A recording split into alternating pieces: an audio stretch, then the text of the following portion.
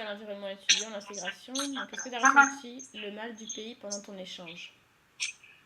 Alors, j'ai connu des gens qui ont eu ce mal du pays. En Uruguay, très peu.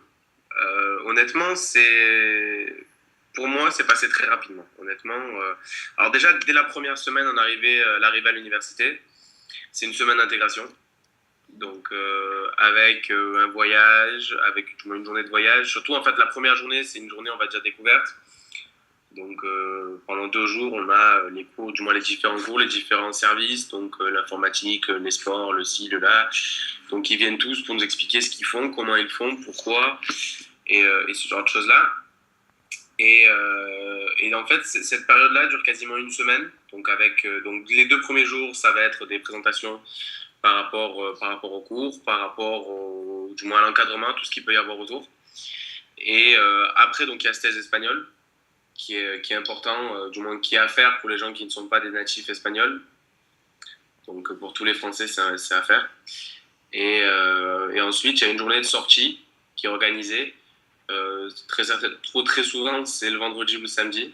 Donc après, le lieu, il change chaque année. Pour le premier semestre et le deuxième semestre, par exemple, il a changé. Mais c'est très sympa. C'est une journée balade tous ensemble, un gros groupe d'étudiants. Donc c'est très très sympa. D'accord. Donc, c'est pas mal d'activités organisées pour l'intégration. Alors pour la première semaine, oui. La première semaine, c'est très très organisé. Il y a souvent le soir des repas qui sont organisés la première semaine, histoire de permettre aux gens de se connaître, de se rencontrer, de discuter tout simplement, parce que malgré tout, on peut être le plus sociable du monde. Quand on est, alors j'ai eu peut-être de la chance sur le groupe où on est tombé, on était une quarantaine.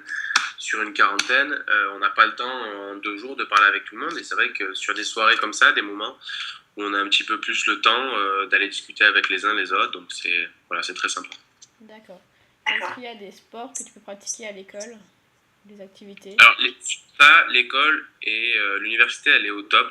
Alors l'avantage, c'est qu'il y a déjà, alors tout dépend du semestre, parce que par exemple pour les joueurs de foot, le premier semestre, c'est la fin de l'année pour eux. Donc c'est notre deuxième semestre à nous, en fait, ce qui fonctionne à l'envers. Donc pour eux, notre premier semestre, c'est leur deuxième et inversement. Et, euh, et en fait, donc sur cette partie-là, le problème, c'est qu'ils finissent leur saison, donc voilà. Mais sinon, par rapport au sport, il n'y a aucun souci. L'université prend en charge, en fait, donc il y a un responsable des sports. Et dès la première semaine, justement, il met tout le monde d'accord en disant, bah, écoutez, n'importe quel sport que vous envisagiez de faire, juste dites-moi-le. Et si on ne le fait pas à l'université, ben, on vous trouvera un club où on vous dira vers qui vous orienter. Donc j'ai des amis qui ont fait de la danse, d'autres amis qui ont fait de la boxe, d'autres amis qui ont joué au foot, du rugby, du tennis. Il y a eu vraiment de tout. D'accord, très bien. Ok, on va passer à l'environnement culturel, la description du pays. Donc, est-ce que tu peux nous D'accord. décrire un peu la ville où se trouve l'école? Alors la ville, c'est Montevideo. Montevideo, c'est la capitale de l'Uruguay. L'Uruguay, c'est pas un très grand pays. C'est un pays qui fait 3 millions d'habitants, dont 1,5 million à Montevideo. Donc c'est un peu organisé comme les États-Unis, c'est pas des États, c'est un peu des départements, mais des départements un peu fédéraux, c'est un peu compliqué leur histoire. Mais voilà, Montevideo, c'est quasiment le plus petit État avec le plus de population. Donc voilà, tout le monde est concentré à Montevideo. Sinon, donc Montevideo qui est voilà urbain, c'est un centre urbain, c'est pas non plus New York, c'est pas Paris, mais ça reste voilà urbain, mais très sympa avec le côté latino un petit peu.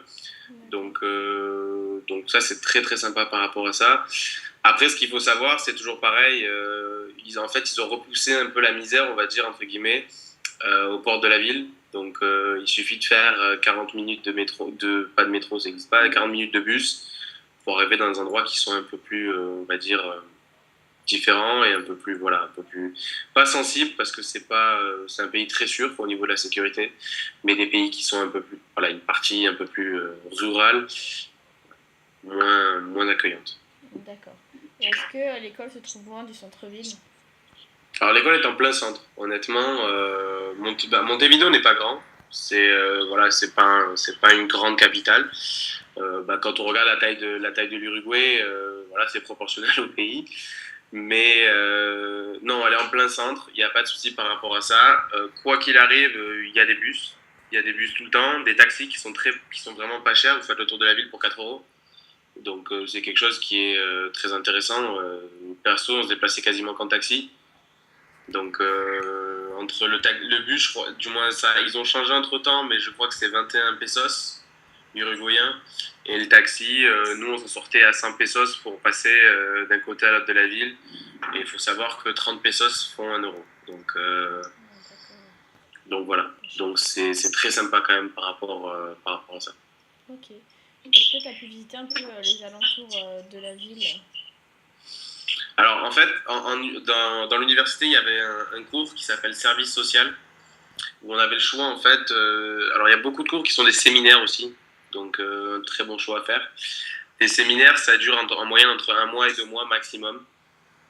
Et donc il y avait ce séminaire service social qui en fait nous force, du moins en fait ils appellent ça 15 heures de cours et non, moins que ça, 7 heures de cours, 15 heures de service social. Donc en fait, service social, il faut juste choisir une ONG, donc une ONG X ou Y, et partir bosser pour eux. Donc pendant 15 heures. Il y a 15 heures à faire. En soi, 15 heures, si vous forcez, du moins, voilà, en comptant 15 heures, ça fait peut-être 3 4 fois, peut-être. Si vous faites vraiment, si c'est vraiment, si vous faites ça juste pour le cours, c'est 3 4 fois. Après, sinon, on y prend vite goût. Moi, j'étais dans une asso, du moins dans une ONG où je bossais pour des enfants défavorisés dans les quartiers un peu plus chauds de Montevideo. Et voilà, vous y prenez goût. Et c'est très bon pour apprendre la langue surtout.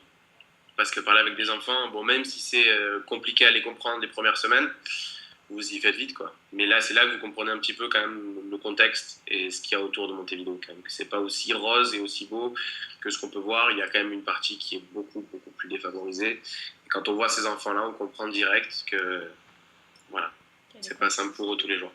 Ouais. Et à Montevideo, est-ce qu'il y a pas mal d'activités que tu pourrais recommander ou de sorties? Alors, il faut savoir qu'ils vivent complètement différents. Différemment par rapport à nous. Ils ont quelque chose qui.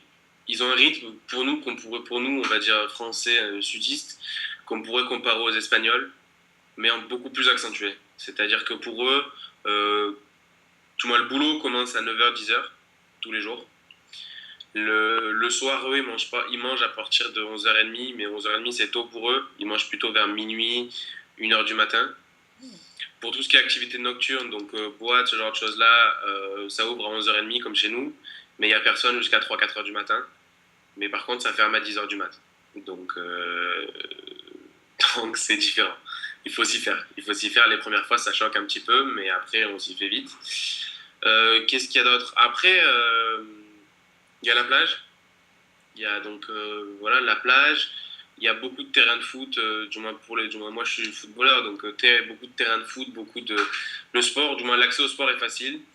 Sinon, le shopping aussi. Il y a 3 ou 4 super grands malls où on retrouve tout et n'importe quoi à l'intérieur. Voilà. Après, il y a plein de choses à faire, mais surtout, en fait, quand on va en Uruguay, on reste pas forcément trop en Uruguay. En fait, on prend vite, voilà, on bouge très vite. D'accord, donc toi, tu as un peu bougé dans d'autres pays? Voilà. Ben, en fait, il faut savoir qu'on est à 4 heures de bateau d'Argentine, donc de Buenos Aires, soit au départ de Montevideo, soit au départ de Colonia. Colonia, c'est une petite ville, en fait, une ville coloniale qui porte bien son nom d'ailleurs, qui est peut-être à 2 heures de Montevideo. Et de Colonia, donc il y a 2 heures de bus et je crois 3 heures de bateau, si je me rappelle bien. Sinon, de Montevideo, c'est 5 ou 6 heures de bateau direct pour Buenos Aires. Et c'est très très bien desservi. Honnêtement, c'est très très bien desservi. Et donc ça, c'est pour l'Argentine. Mais sinon, il faut savoir que beaucoup de transports en Amérique du Sud se font en bus. C'est une méthode voilà, qui est courante chez eux. Mais des bus qui sont tout confort. C'est pas les bus du moins les bus de la RTM ou ce genre de choses là qu'on peut voir comme ça. Ni nos bus à nous de long courrier. C'est des bus avec des fauteuils qui se touchent quasiment, où on est quasiment allongé dedans. Très confortable, Wi-Fi dans tous les bus. Donc vous avez le Wi-Fi n'importe où vous soyez, et Moi, au milieu de n'importe où, bah, vous avez le Wi-Fi, donc voilà, ça peut aider quand même aussi. Euh, Après, sinon, les billets d'avion sont pas si chers que ça. Si vous prenez un petit peu à l'avance, ça coûte rien. Mais voilà, faut bien le prévoir. Faut prévoir un petit peu les trips qu'on veut faire. Et le problème, c'est que c'est dur à prévoir, surtout en étudiant, surtout en échange. On peut pas trop prévoir ce qu'on veut faire. Mais si on le prévoit à l'avance, c'est vrai que ça coûte pas cher. Et même, de toute façon, après, avec Booking, avec Airbnb, avec ce genre de site-là, on s'en sort vraiment pour rien, quoi. Après, il faut favoriser les hostels, donc nos auberges de jeunesse qui sont voilà, très abordables. On va payer quelque chose comme peut-être une semaine dans un hostel, ça va peut-être nous coûter allez, 50, 60, peut-être aller à tout casser 100 euros. 100 euros pour 6 ou 7 nuits. Donc en comptant donc le lit, le petit-déj. Donc voilà, c'est très sympa quand même, ça reste raisonnable. Ça reste dans des budgets qui sont assez sympas. Nous, perso, on a fait quasiment que ça, que des hostels, parce qu'il n'y a aucun intérêt à payer 2 ou 3 fois le prix pour la même période. Ouais, c'est sûr. Donc voilà. Ok. Est-ce que tu peux m'en dire un peu plus sur les particularités culturelles donc des habitants au niveau des habitudes, des comportements, des modes de vie Alors, alors déjà, ce phénomène lié à l'heure, ils sont complètement décalés. Bon, c'est plus rigolo, on va dire, qu'autre chose. Et sinon, ils sont très ouverts. Honnêtement, ils sont très, très ouverts. Ils vont venir vous aider tout le temps. Je vois des anecdotes qui sont assez rigolotes. Et vous êtes au milieu de la rue, perdu, avec votre carte, en train de chercher votre route. Il y a au moins 10 personnes qui vont s'arrêter pour vous demander où vous allez, comment ça se fait que vous êtes perdu, d'où vous venez, et qui vont presque vous amener, quoi. Qui vont venir avec vous jusqu'à là où vous devez aller, en vous disant, bon ben voilà, ben, c'est là que tu devais aller. Voilà. Donc sur ça, franchement, ils sont adorables. Ils sont vraiment adorables. Ils sont très ouverts. Ils aiment découvrir des nouvelles choses, des nouvelles cultures, à partir du moment où on respecte la leur. Donc une culture qui est très simple quand même malgré tout. C'est pas voilà, ils sont très bons vivants. Ils aiment faire la fête. Ils ont ce côté latino, donc ils aiment faire la fête. Et voilà. Donc très très très très sympa, très agréable. d'accord. Et au niveau de l'alimentation du pays, est-ce qu'il y a des spécialités locales Alors chez eux, la spécialité, alors il y a plusieurs spécialités, mais beaucoup ce qu'ils appellent l'assado. C'est chez nous, c'est une grillade en fait. Il y a beaucoup de viande grillée. Entre l'Uruguay, en fait, il faut savoir qu'entre l'Uruguay et l'Argentine, c'est quand même quasiment les plus gros producteurs de viande au monde, donc producteurs exportateurs. Donc c'est quelque chose qui, voilà, c'est tout le temps. La viande, c'est tout le temps. Donc si vous êtes végétarien, vous pouvez le faire aussi. J'avais des amis végétariens, donc c'est pas gênant. Mais voilà, vous allez manger les meilleures viandes de votre vie, quasiment, vous les mangerez là-bas. Donc ça. Sinon, ils sont très escalopes milanaises. Ils ont des. En fait, ce qui est un peu impressionnant avec eux, c'est les quantités. C'est toujours énorme. C'est-à-dire que quoi que vous preniez, c'est toujours une assiette voilà, qui est disproportionnée. Prenez une assiette de frites, ça va être 2 fois une portion française. Ou un sandwich, il va faire 2 étages de plus qu'en France.